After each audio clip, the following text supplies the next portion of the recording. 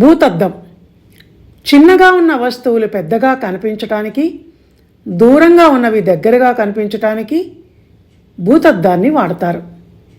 పుస్తకంలో సన్నాక్షరాలు కనిపించకపోయినా కంసాలి బంగారు వస్తువులు చేస్తున్నప్పుడు అందులో చిన్న చిన్న రాళ్ళు పొదగాలన్నా, పరిశోధనశాలలో కంటికి కనిపించని సూక్ష్మక్రిములను చూడాలన్నా, మెడికల్ టెస్టులలో బ్యాక్టీరియాని గుర్తించాలన్నా ఇలా చాలా పనులలో భూతద్దాలు అవసరమవుతాయి.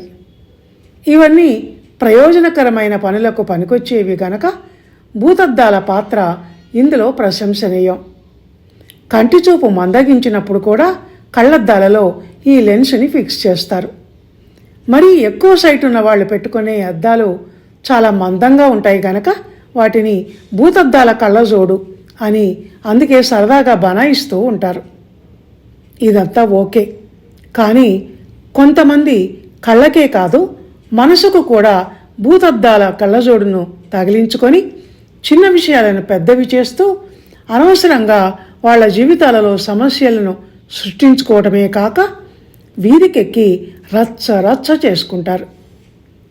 మోడర్న్ వైఫ్ అండ్ హస్బెండ్ ఆడామగా భేదభావాలు చూపించుకుంటూ నేనెక్కువ అని ఒకరు, నేనేం తక్కువ అని మరొకరు ఇగోలతో పంతాలకు పోతూ సుఖంగా సరదాగా సాగాల్సిన సంసారాన్ని ఎడముఖం పెడముఖం అన్నట్టు చేసుకొని అకారణంగా విడాకుల కోసం కోర్టుకెక్కుతూ ఉంటారు.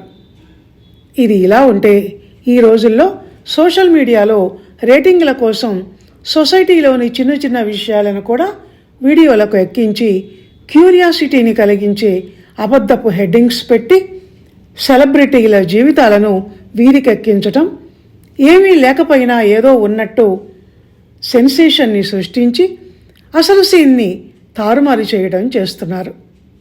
ఎవరైనా అవసరం ఉన్నప్పుడే ఉపయోగకరమైన పనుల కోసమే నిజమైన భూతద్దాలను కంటి చూపుకు వాడతారు.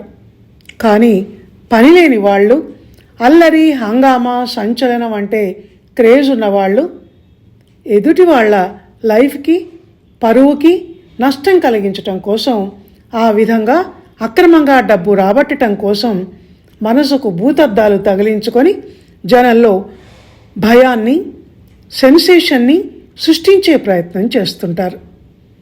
పైరు చెప్పినట్టు ఇంతకు ముందటి సమాజం అలా నడిస్తే కింద చెప్పినట్టు ఈ ఆధునిక సమాజం ఇలా నడుస్తోంది. ఇది అందరూ సీరియస్గా ఆలోచించాల్సిన విషయం.